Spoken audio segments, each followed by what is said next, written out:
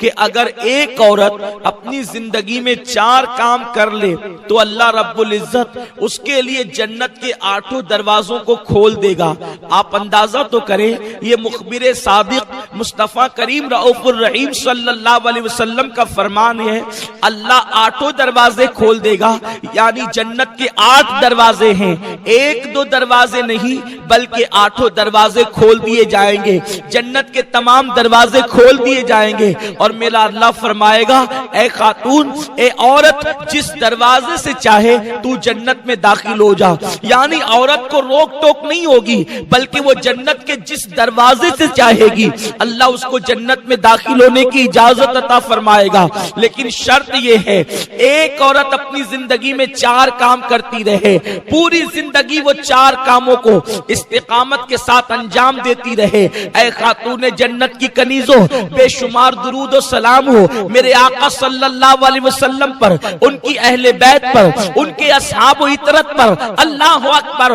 آقا کریم صلی اللہ علیہ وسلم نے بہت لمبی چوڑی فہرست نہیں گنائی ہے بلکہ فرمایا عورتیں صرف 4 کام کریں اور جنت کے 8 دروازے ان کے لیے کھل جائے۔ اب آئیے وہ 4 کام کون سے ہیں؟ اگر ایک عورت کر لیتی ہے تو اللہ اس کے لیے جنت کے تمام دروازے کھول دیتا ہے اور جس دروازے سے چاہے وہ جنت میں داخل ہو سکتی ہے۔ میرے آقا مصطفیٰ کریم رؤوف الرحیم صلی اللہ علیہ وآلہ وسلم فرماتے ہیں، سب سے پہلا کام جس کی بنیاد پر عورت کے لیے جنت کے 8 دروازے کھل جائیں گے، پہلا کام یہ ہے، ایک عورت پابندی وقت کے ساتھ 5 وقت کی نماز پڑھتی رہے۔ میرے پیارے آقا صلی اللہ علیہ وسلم کی کنیزوں، میں سمجھتا ہوں عورت کے لیے کوئی مشکل کام نہیں ہے، اگر ایک خاتون وقت نکال کر کے نماز پڑھے تو ایک نماز کے لیے عورت کو 10 سے 15 منٹ کا ٹائم لگتا ہے، اس سے زیادہ وقت نہیں لگتا، لیکن اس کے باوجود بھی عورتیں نماز کے لیے ٹائم نہیں نکالتی، عورتیں نماز کی کوشش نہیں کرتی،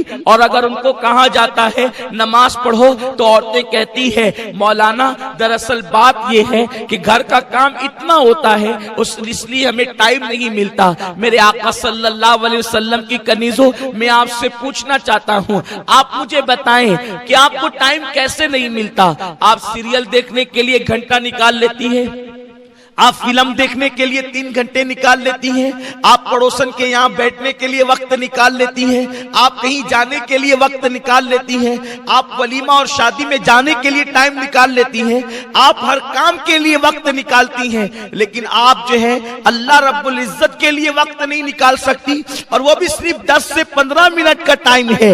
میرے پیارے آقا صلی اللہ علیہ وسلم کی کنیزوں، 10 سے 15 منٹ کی حیثیت کیا ہے؟ ایک انسان اگر صرف چائے پیے تو چائے پینے میں بھی 5 سے 7 منٹ چلے جاتے ہیں، اتنا کم وقت لگتا ہے ایک وقت کی نماز کو، اس کے باوجود بھی عورتیں وقت نہیں نکالتی، کسی کو بچوں کا بہانہ، کوئی کچھ، لیکن اے خاتون جنت کی کنیزوں، دنیا کے اندر، دنیا کے انسانوں کے سامنے آپ چاہیں جو بہانہ پیش کر دے، لیکن اللہ کی بارگاہ میں کوئی بہانہ نہیں چلے گا۔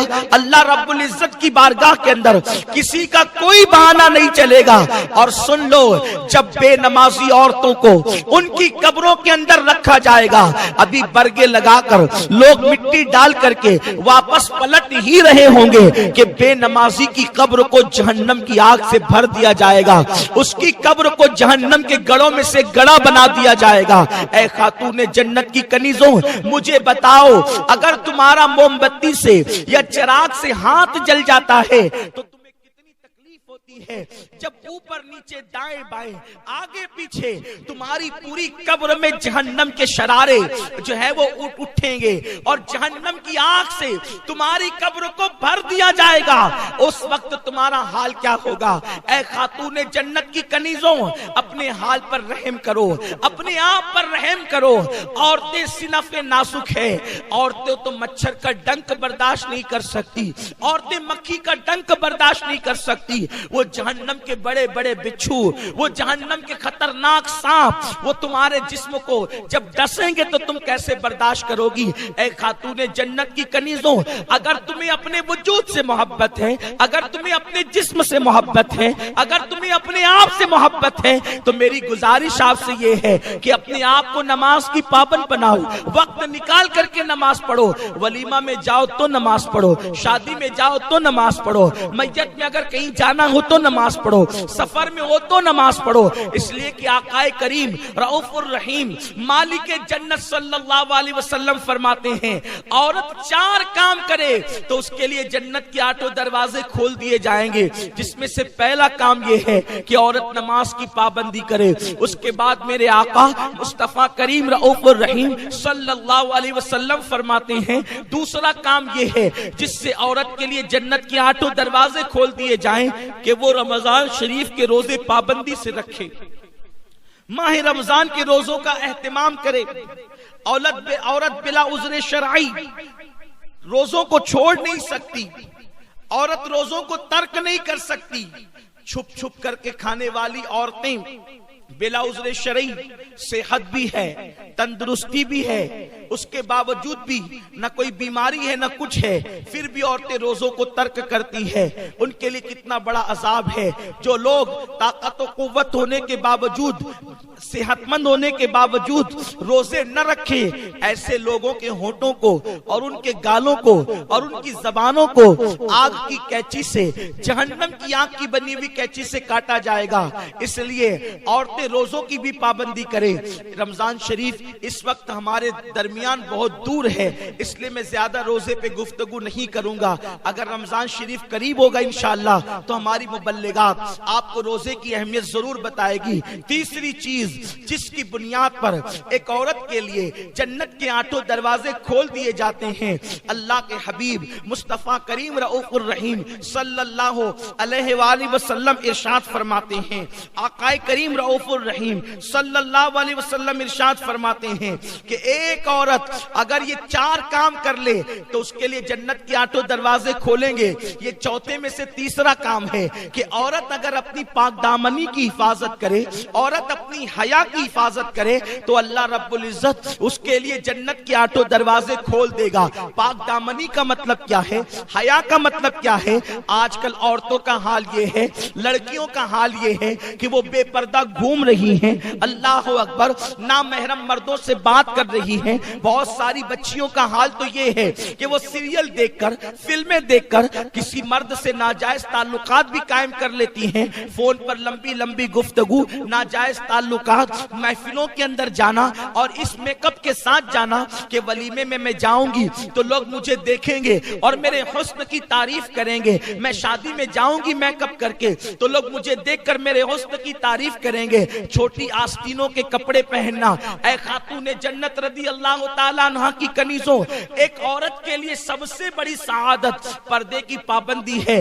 سیدہ کائنات ملکہ فردوس بری سیدہ فاطمہ الزہرا سلام اللہ علیہا سے پوچھا گیا ایک عورت کے لیے بہترین چیز کیا ہے؟ دراصل بات یہ ہوئی کہ اللہ کے محبوب صلی اللہ علیہ وسلم مسجد نبوی شریف کے اندر جلوگر تھے۔ آقا کریم صلی اللہ علیہ وسلم نے ایک دن صحابہ سے سوال کر لیا، اے میرے صحابہ یہ بتاؤ کہ عورت کے لیے بہترین چیز کیا ہے؟ سب سے بہترین سرمایہ عورت کے لیے کیا ہے؟ کسی صحابی نے کچھ کہا، کسی صحابی نے کچھ کہا، کسی صحابی نے کچھ کہا، ہر صحابی اپنے اپنے طور پر آقا کو جواب دیتے رہے، مگر میرے آقا صلی اللہ علیہ وسلم نے اس جواب کو مکمل صحیح قرار نہیں دیا۔ مولا کائنات شیر خدا علی مرتضیٰ اپنے گھر کسی کام سے تشریف لے گئے اور جب گھر گئے تو سیدہ کائنات سیدہ فاطمہ الزہرا سے کہنے لگے، فاطمہ رسول پاک نے آج ہم لوگوں سے سوال کیا ہے عورت کے لیے بہترین چیز کیا ہے، عورت کے لیے بہترین سرمایہ کیا ہے؟ ہر صحابی اپنے اپنے طور پہ جواب دے رہا ہے، لیکن حضور علیہ السلام کسی کے جواب کی تصدیق نہیں فرماتے۔ ذرا تم ہی بتا دو کہ عورت کے لیے بہترین سرمایہ اور سب سے بہترین چیز کیا ہے؟ تو سیدہ فاطمہ کہنے لگی، اے علی رسول پاک سے جا کر کے عرض کر دو عورت کے لیے بڑا سرمایہ یہ ہے कि औरत न किसी मर्द को देखे, न कोई मर्द किसी औरत को देखे। ये सबसे बड़ा सरमाया एक औरत के लिए है। मौलाए कायनात तशरीफ लाए, अर्ज किया या रसूल अल्लाह सल्लल्लाहु तआला अलैहि वसल्लम, आपके सवाल का जवाब मैं देना चाहता हूँ। आका से अर्ज किया, आका औरत के लिए सबसे बेहतरीन सरमाया ये है कि किसी औरत को कोई मर्द न देखे और न कोई मर्द किसी औरत को देखे, न औरत किसी मर्द को देखे।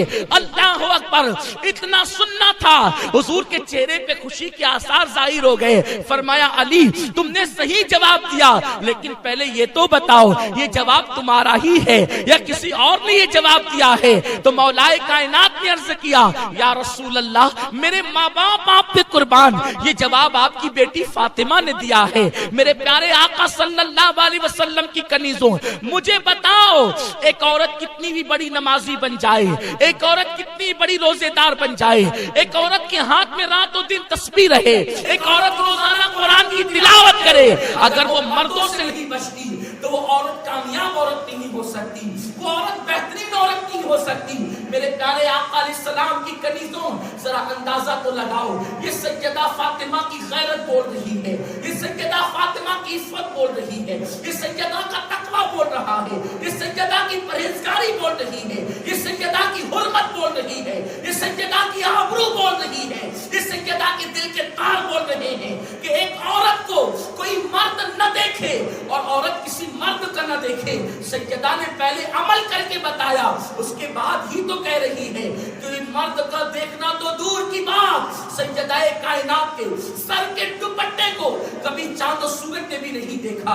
ऐ खातूने जन्नत रज़ी अल्लाह ताला अन्हा की कनीजों, तो मेरे आका सल्लल्लाहु अलैहि वसल्लम फरमाते हैं अगर औरत अपनी हया की हिफाजत करे, पाक दामनी के साथ जिंदगी गुजारे, पर्दे की पाबंदी के साथ जिंदगी गुजारे, अल्लाह उसके लिए जन्नत के 8 दरवाजे खोल देगा। लेकिन अफसोस की बात यह है आजकल की बच्चियां फैशन के नाम पर आधी आस्तीन के कपड़े पहनती है। इससे पहले भी ये मसला बताया जा चुका है कि कोहनी के ऊपर का हिस्सा एक जवान लड़की अपनी माँ को बिला उज़्र शरई नहीं दिखा सकती। मुझे बताओ जब कोहनी के ऊपर का हिस्सा जब एक लड़की जवान होकर अपनी माँ के सामने बिला उज़्र शरई खोल नहीं सकती, तो जो बच्चियां आधी आधी आस्तीन के कपड़े कोहनी के ऊपर के कपड़े पहनकर कभी अल्लाह अकबर फिल्मों में जा रही हैं, कभी वलीमों में जा रही हैं, कभी शादियों में जा रही हैं, कभी मैयत में जा रही हैं, बताओ उनका अंजाम क्या होगा, उनका हाल क्या होगा? याद रखें आजकल के मर्द हो या औरत, अपनी अपनी तबीयत के मुताबिक लोग जिंदगी गुजारते हैं और लोग सोचते हैं हमें कौन क्या कर लेगा।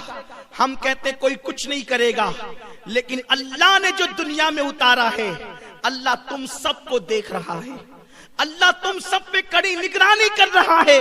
इन्नल्लाह काना अलैकुम रकीबा, अल्लाह तुम सब पर निगरानी कर रहा है।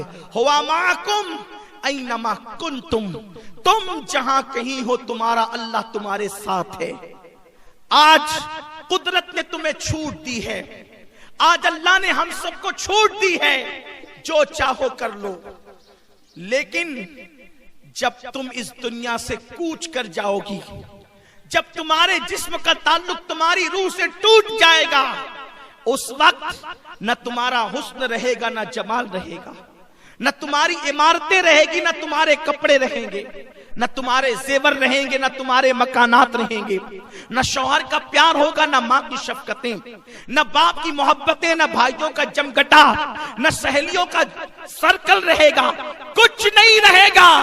हर इंसान को अपनी कब्र में अकेले जाना है, अल्लाह को मुंह दिखाना है।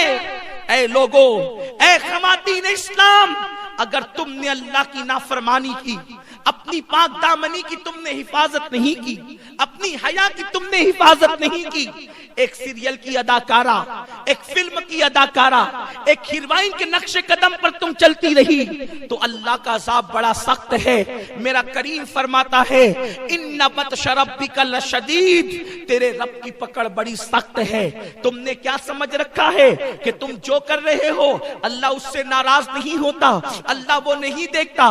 यकीनन अल्लाह सब कुछ देखता है। इसलिए मैं अपनी बहनों से कहता हूँ 2 दिन की दुनिया के अंदर ऐश मत مت کرو. 2 دن کی دنیا کے اندر عیاشیوں کی طرف نہ جاؤ. 2 دن کی دنیا کے اندر بے حیائیوں کی طرف نہ جاؤ. 2 دن کی دنیا کے اندر بدکاریوں کی طرف نہ جاؤ.